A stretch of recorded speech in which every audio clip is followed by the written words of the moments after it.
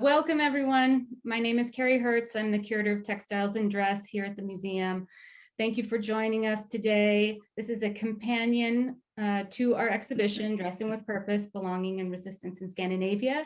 It opened December 12th in the Coatsen Gallery, and if you haven't had a chance to see it, I hope you will before it closes February 19th, 2023. So today we're thrilled to host one of our contributing consultants for the exhibition, Jenni Laiti, who is joining us from Jokkmokk, a town that's located on the Swedish side of Saami. Jenni is a Saami artivist, Indigenous rights activist, and duojár, a master of doji, a term typically translated to mean Saami handicraft. However, doji identifies a cultural category of creativity that encompasses not only the products of traditional art, craft, and design, but also any artistically driven activity or process that's consistent with a shared aesthetic and ethical worldview. Jenni has described doji as an artistic way of living that expresses the self in dialogue with the material world and binds people together in acts of love in order to create new life. Jenni was born in Aanaar, called Inari, from the Finnish side of Saami. She's part of the Miku family, who are well known as great doji masters, and her family belongs to the Surges Saami reindeer herding community. She has also studied doji from the esteemed professor Gunvor Guttorm at the Saami University College in Guavdegainu, also known as Kodakeno, on the Norwegian side of Saami. For decades, Jenni has been dedicated to creatively organizing community resistance against the development of new mining projects in her area, advocating for climate justice across Saami, and working collaboratively toward Saami self-determination and the recognition of Indigenous rights worldwide. Currently, among other initiatives, she's participating in a team-led arts commission funded by the Cone Foundation to engage Saami communities in intergenerational dialogues on decolonization and climate change by focusing on contemporary doji practice. As part of this project, she published a piece titled "Art is Free When We Are Free" in 2021. And I'm gonna add a link to that piece in the chat once I'm done here. She is also part of the environmental collective, the Elos Diatnu, or Long Live Diatnu group, advocating for Saami fishing and water rights on the Diatnu River, also known as the Tana River. She'll be talking more about this project today, and I'll drop a link to the group's website in the chat as well. So it has been a great pleasure to work with Jenni over these past years on Dressing with Purpose, for which she loaned 4 of her own outfits for the display. And I look forward to new collaborations with her as well. So it's an honor to have you here, Jenni. I'm going to now turn it over to you, and Jenni will be giving a talk titled "For the Next 1,000 Years, a presentation on crafting another world." Thank you. Thank you, Carrie, for those sweet words. I think you already said what I was going to say today. Yes. So puores puhkaittaa mun ammalla sammulasla Mikko ilman Unni Jenni Aili Laiti tarkoitani läho otteena tinkoin. In Saami, in my language, my name is Sammulasla Mikko Jenni Unni Aili, and by that I present myself through 4 generations. And as Carrie said, I belong to the family of Mikkos, and I belong to the river valley of Aanaar. So I think in my language, when we present ourselves, so I think it's really beautiful way to describe to belong to something, and that's being about something.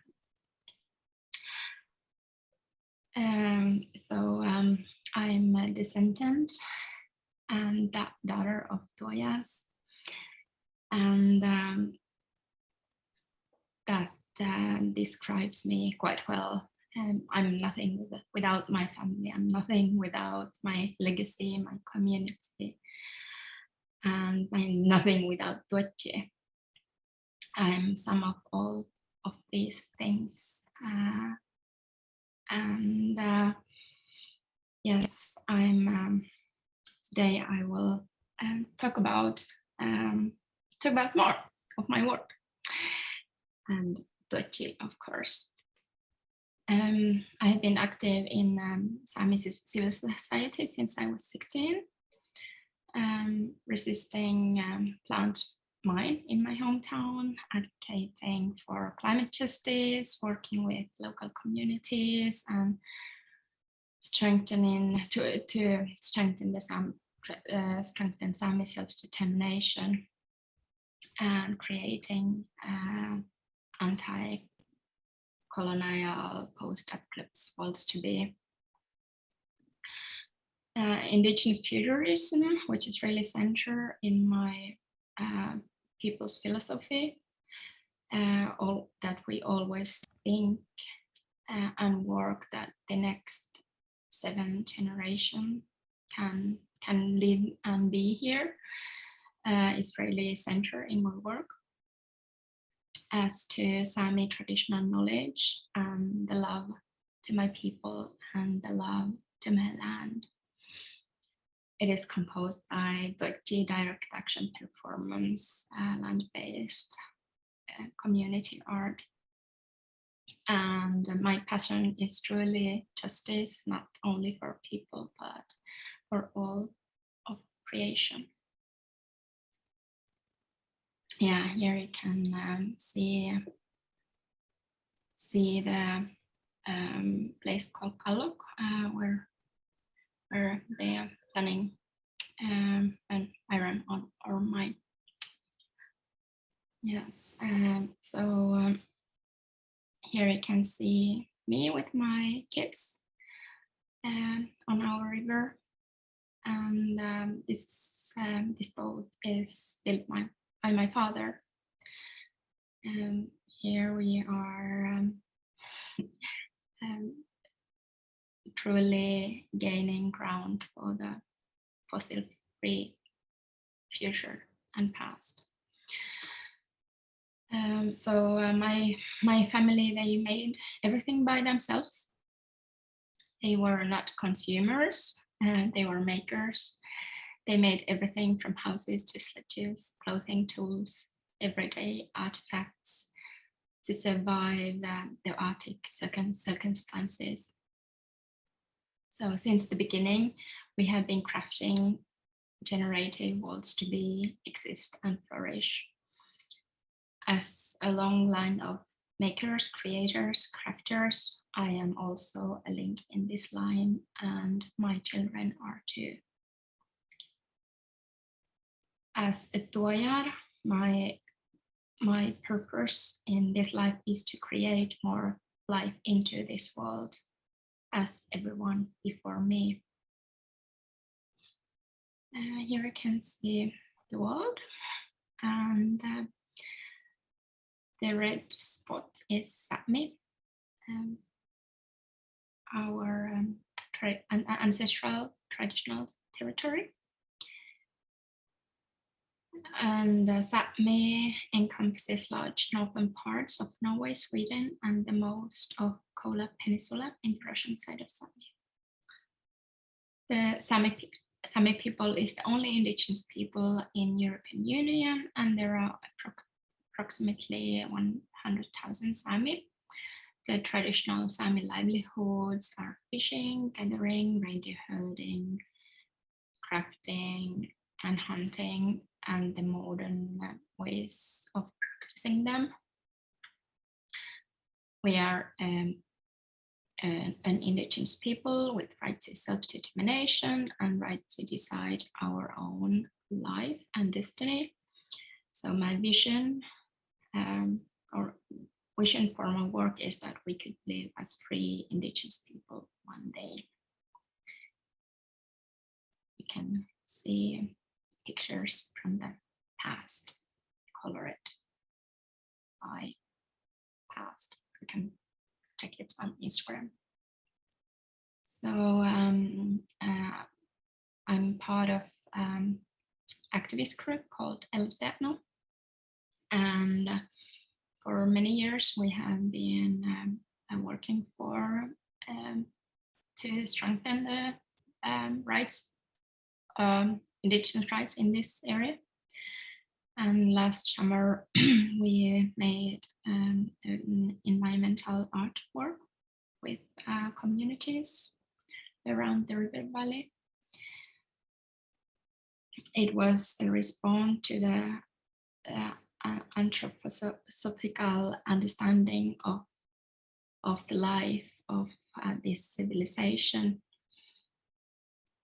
Even though this civilization looks up to the end of this civilization, there is another vision for this civilization.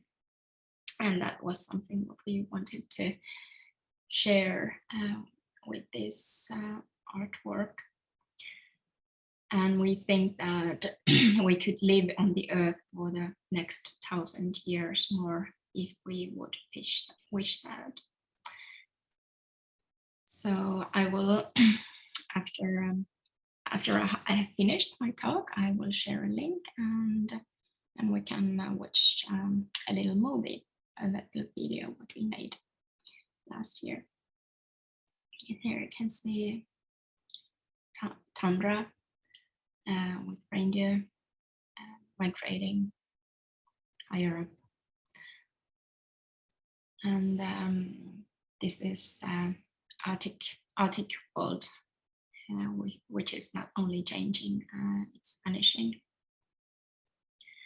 And over these many hundred years of colonial violence, we have been witnessing vanishing worlds because of extractive capitalism, racism,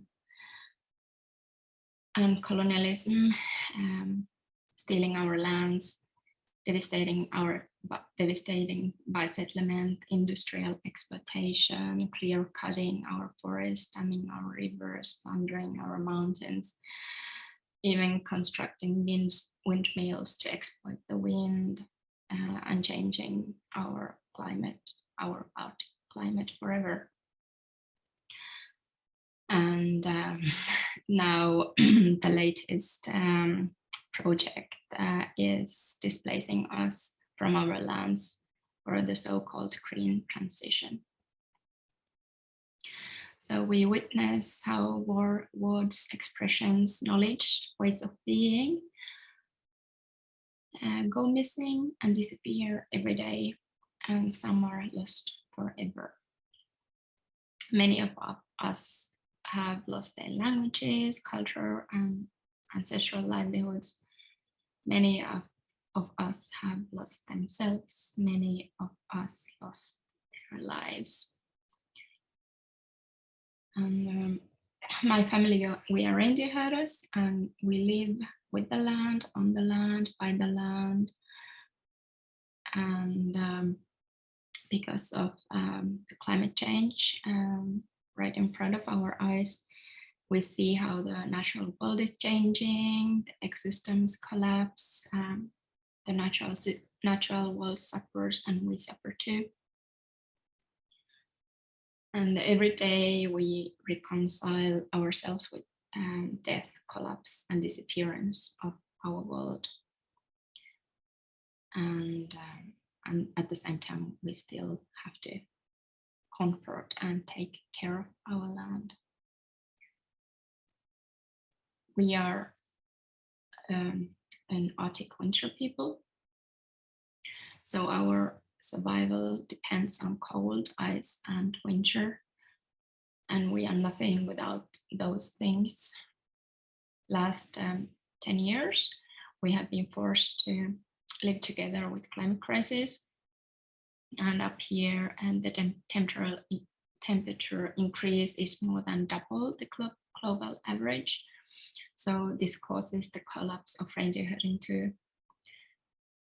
So we are in a situation of forced climate adaptation.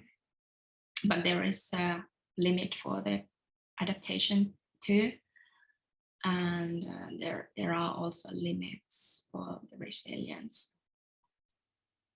Here you can see some driven wood and some craft in progress. Like many other indigenous peoples, we didn't have a word for art because our life was holistic. Art was like a separate event, but part of philosophy of life. Everyone was an artist and everything was art. We used to say "illichab," but it's like aesthetics of life is to live beautifully. So to live beautifully was a good life lived in reciprocity with the world. Whatever we did it beautifully.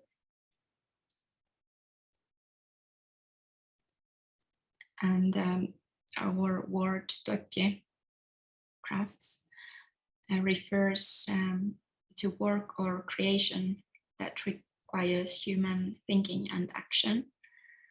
Duojár is creation resulting from materials, place, seasons, and Saami know-how that reveals life, aesthetics, and spirituality. It's creative, holistic expression of the Saami language, land, and culture brought together in one worldview. Yes, it's an artistic way of living. It's subjective, fundamental, and wide-ranging indigenous knowledge, including many millennia of tested and lived observations, experiments, and errors, successes and failures. The duojár maker duojár has a local land-based approach, and duojár knowledge is intertwined with a special local understanding. A duojár is made for a specific person, for a specific purpose. The duojár will look like its recipient. The recipient's identity and personality will be evident in it. The process of making and receiving will establish a bond of love between duojár and the duojár recipient. Duojár is a social interaction, dialogue between people and nature. This is my father, Mikko, and my daughter, Aile. So, and making something wonderful. When we make duojár, we make more than an object or a piece. We create new life. Duojár is a creative way of crafting another world to be. In cooperation with the material, we discuss, communicate, and create with love and from love. Each duojár has its own will, its own life, its own spirit. Respect, consent, trust, openness, honesty, and mutual understanding are part of the process. My family, grandparents, and ancestors, before them, future generations, and the place, region, and the land where we belong are all involved in the creation process.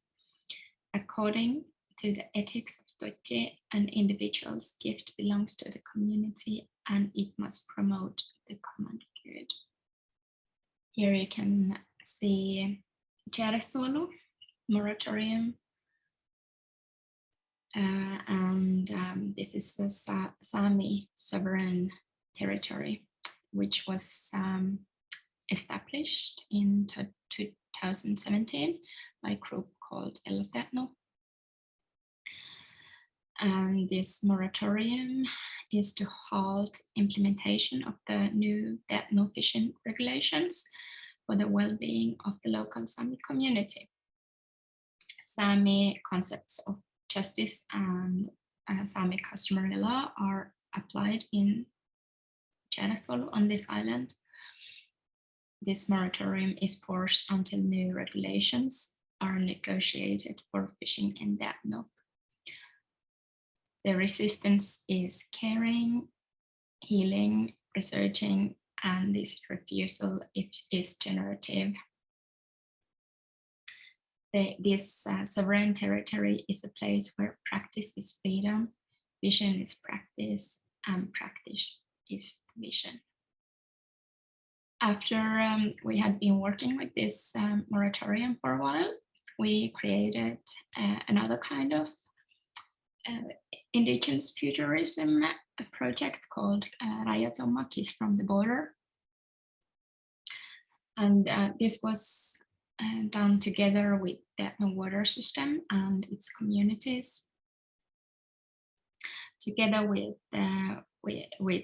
these communities, we drew borders to Saami self-determination in this area with 8 environmental art installations.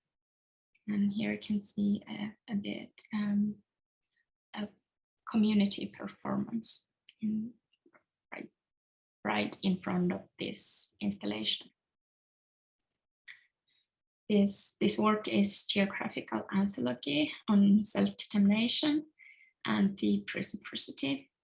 And the work was done from 2017 to 2020 with these installations, performances, photographs, writings, and it has been exhibited in many places widely all over. This work is a decolonial vision from the future, dismissing the colonial borders of settler states and declaring our own borders to our own local self-governance in the water system. This is our TP, Lavu, from Tjärnäsvuolo, from our sovereign island. And in my own work, when I have been working with duojár and artivism,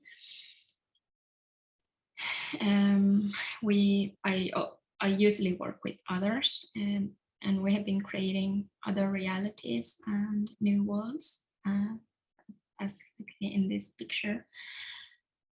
And time again, it has been radical anti-colonial love-filled space of freedom and spaces where we can breathe, think, nurture, grow, and live beautifully. This is just another beautiful day of protesting and protecting, and together with multiply collaborators, we created a red line in the Finnish side of Saami, and did 5 different this kind of community artivist projects in against the planned railway, Arctic Railway, which was planned to go through the Saami and Finnish side to the Arctic Sea. And it was really awesome to work with so many communities, and finally in 2021 the Lapland Council scrapped plans for this Arctic rail line, so it was a huge win for us. Here I can see Kallak in Swedish, Kallak in Saami. It is a beautiful area just outside Jokkmokk where we live, and since 2013 we have been resisting against mining plans in Jokkmokk. And a British company called the Wolf Mine is planning to start an iron ore mine in this place, which would be only 14 years in operation. And this mine would destroy the local Saami's possibilities to maintain our traditional livelihoods, culture, and traditional practices. And so it would be a huge violation of fundamental Indigenous rights and erasure of reindeer's seasonal migration pattern, but also ecocide of this beautiful place. So Jokkmokk is a living entity in their own right that deserves to be safeguarded from ecocide, and we will continue to protect her, and we will fight, and we will win in the end. So no mine in Jokkmokk, no mine in here or everywhere. So yes, as you well may know, climate change is an outcome of colonization, but colonization cannot serve as the solution to this crisis. So our response must be decolonial, rooted in justice and care. It is Indigenous and frontline communities that lead the anti-colonial and anti-capitalist resistance. We create real climate solutions. We working to bring lands back, oceans back, snow back, and the ice back. So me and India Logan Riley, another climate justice activist from Aanaar, set up an Indigenous climate futures embassy in response to the global climate emergency. The embassy links art and activism to advocate for Indigenous rights and real climate solutions. It is a portal into realms of safety, resilience, and indigeneity. We have a great ambition to nurture just decolonial post-fossils worlds into being, because everything what we did, everything what we knew, our practice as people is at risk. And everything that can be saved must be saved. It will be truly Indigenous wisdom, Indigenous traditional knowledge, Indigenous-led strategies, and Indigenous solutions that will make other worlds possible. To create the best possible conditions for just futures to flourish, it is critical that we imagine different Indigenous climate futures to guide our present actions. Atlantic salmon is not doing well. There are many reasons that are likely to cause this, such as climate change and warming of the Arctic, fast changes in the ocean ecosystem, and exploitation of the world's oceans, loss of biodiversity, as well as bad local governance. The colonial and violent way that the states globally govern natural resources and biodiversity and the greed of humans are that cause the situation we are in. So me and the group Elasteno, where I'm part of, we're really concerned about the situation of the Atlantic salmon. And this hkke, this outfit, was a ceremony to ask the salmon to returned to the river again. In our language, we have a word bjudet, which has two meanings. It is concrete action when you're trying to catch something, but bjudet means also to ask for, to request something from someone. So with this, in this process, I was communicating with my grandparents and ancestors and the river and the salmon, ancestors of salmon.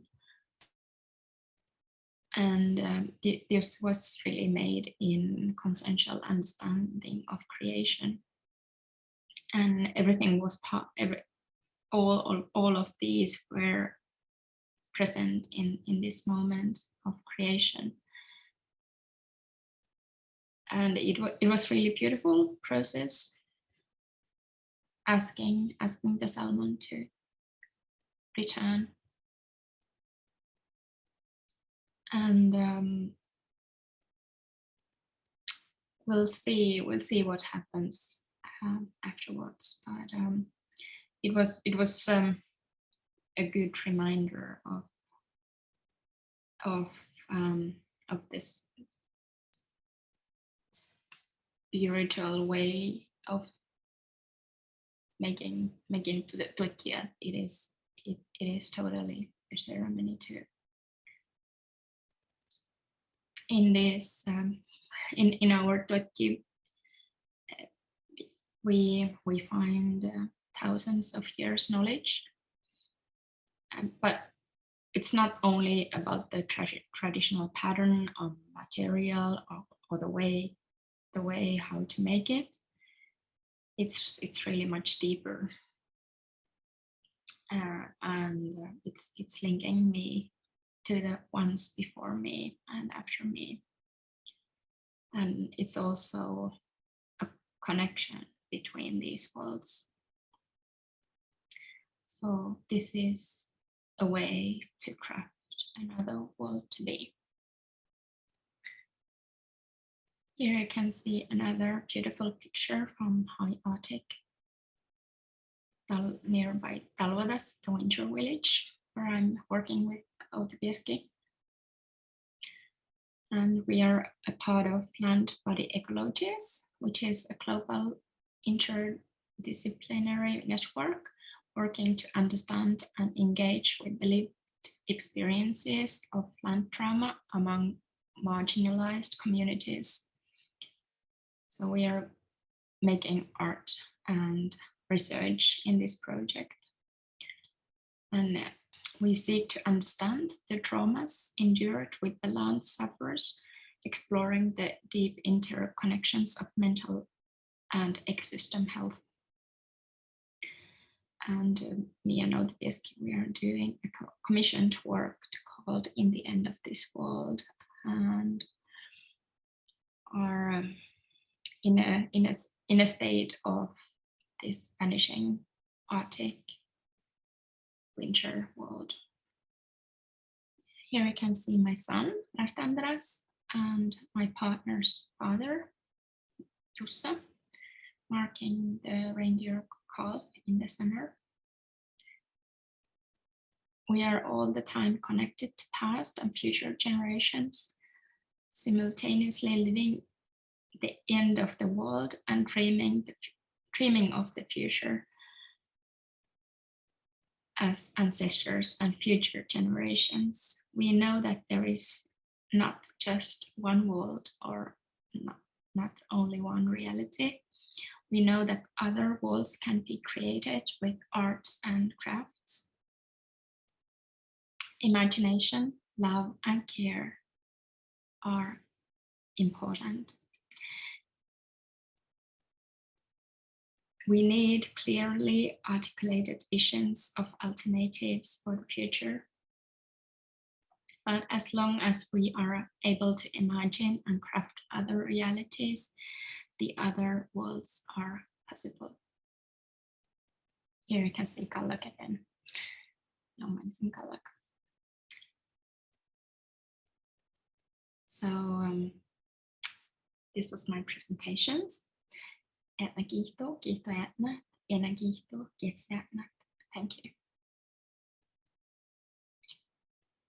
If you have any questions, so I would love to answer if I can. And Carrie, we do have one question already in the chat.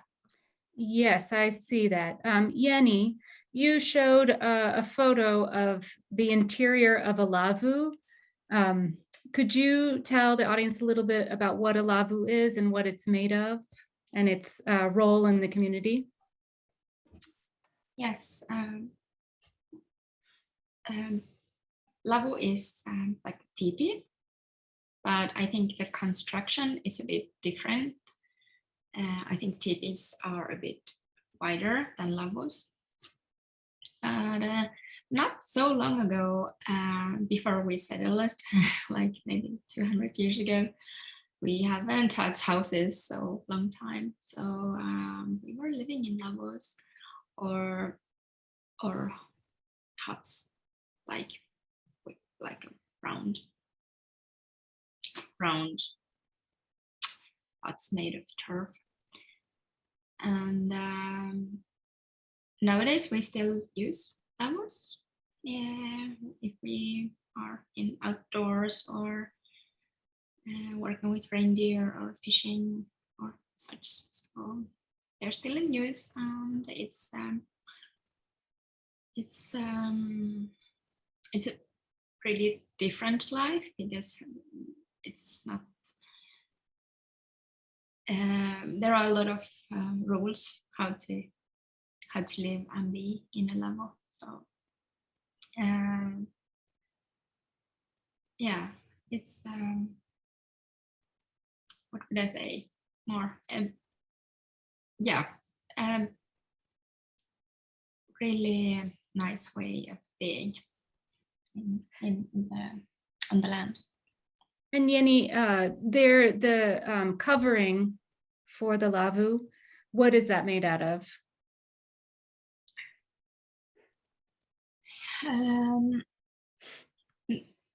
I don't, it's like some kind of fabric nowadays, but in the old times it was like a wool or I think whatever they just got or could buy. It was and you could also have like, or in the old days you could also had reindeer skins on it and such, so it will get warm. Thank you. We have another question that came in. It said, Jenni, can you speak a little more about your collaborations with OTPSki and introduce your work on the Four Walkers and anything else? Yeah, sure. You could see the first picture where I was carrying the sticks. So me and OTPSki, we made environmental artwork called Four Walkers. It was an art piece where we tried to understand the meaning of borders, but also like a poetic honoring for the ones who have been working for us. And it was placed in in Finland, and afterwards it has been exhibited at Finnish Biennale. And now when we have started to work with this new commissioned work, so we will start to work again with the walking sticks. So yes, I had quite many here at home, and you saw the other picture on the tundra. So there were there too, and the walking sticks. So it will be really interesting to continue this long work in another kind of dimension. Mhm. Very nice. Jenni, there was big news this year about the Venice Biennale and that there's going to be a Saami pavilion this year. That's exciting. Yes, it's exciting. Opening really soon. Yes, yes, it is. Yeah. And it will be on view till November. Is that right? Yeah, I don't know. Yeah, I think Yeah. pretty long Yeah. time. Yeah. Yeah. And Jenni has placed a link in the chat as well. Chloe, do you have a question coming through? Yeah, hi everyone. There you go.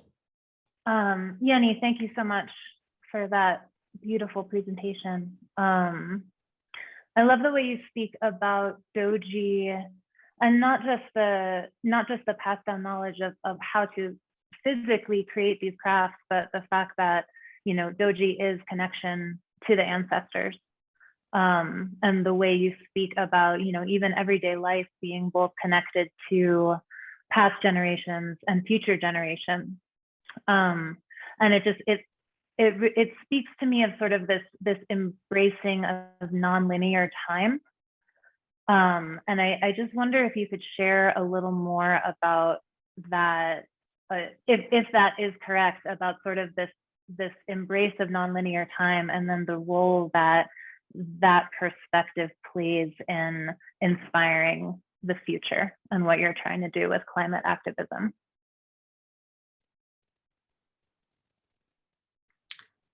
Yeah. Yeah, I think it's not easy to think about the time and the these different dimensions or worlds, something else than linear. But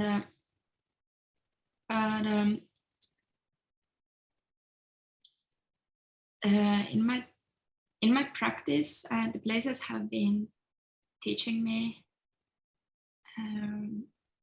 that,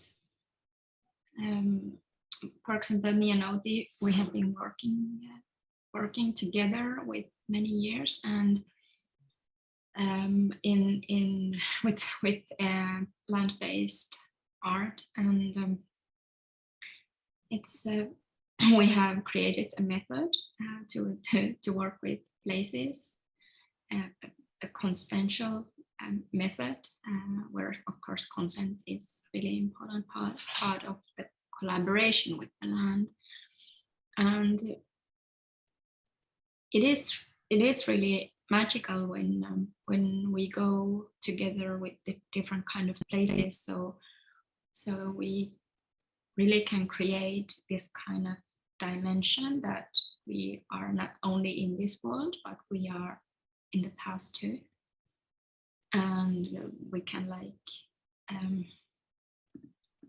usually when we are in a new place, or if we are visiting place where we have been before, so we are all the time communicating with each other too, and sharing that, because we get the different kind of information from the place.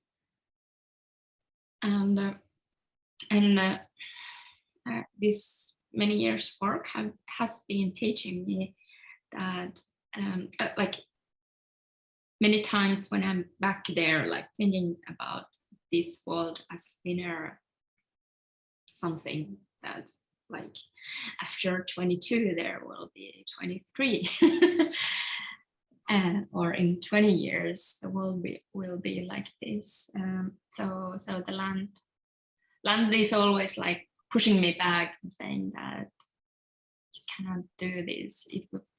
That don't you remember that these worlds are existing already here? And yeah, it's totally amazing. I'm really looking forward to work with this new commissioned work, because it's also an island. And when we got to this island, so we saw the past, the present, and the future at the same time. And yeah, so it will be really excited what will happen in this process and what will be the result of this process. That's really beautiful to think of the land. Linear time is constantly trying to push you forward, but the land continues to remind you that the past and the present, the future, they're all coexisting together.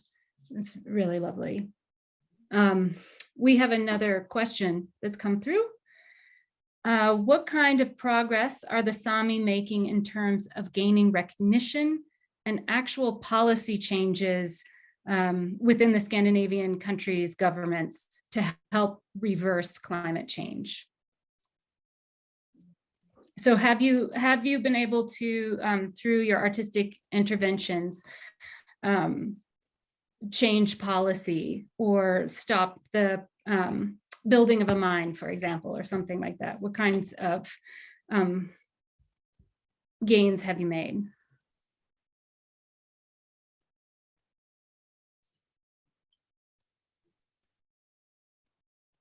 Yes, this was this Arctic Rail, when we stopped the Arctic Railway project, it was really a huge win. But and there has been like some small wins when we have been working with the Danube River self-governance project, but like you get you get one step forward and few backwards, because the crisis where the world is right now, it's so huge that it's even hard to understand, because the ecosystems are already collapsing.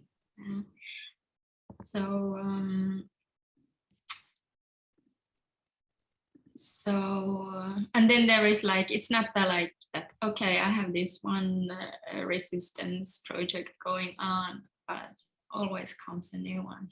Mm-hmm. So you just have to pick your fight, but it's a never-ending struggle to trying to protect what we still have left. The newest colonial project is this so-called green transition, which is really hard for us, because we are already like paying multiply burden of the climate change, and then the like the Nordic states have their own so-called green strategies for this green transition. So there are a lot of like new mining projects, new windmill projects, new power line projects, new hydro projects. So it's yeah.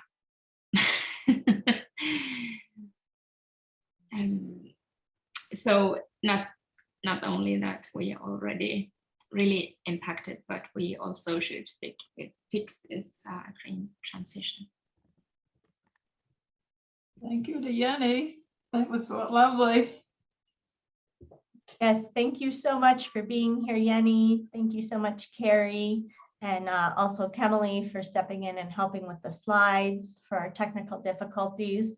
We appreciate you all so much for being here and wish you a very beautiful day, and our greatest appreciation to Jenni for sharing with us today.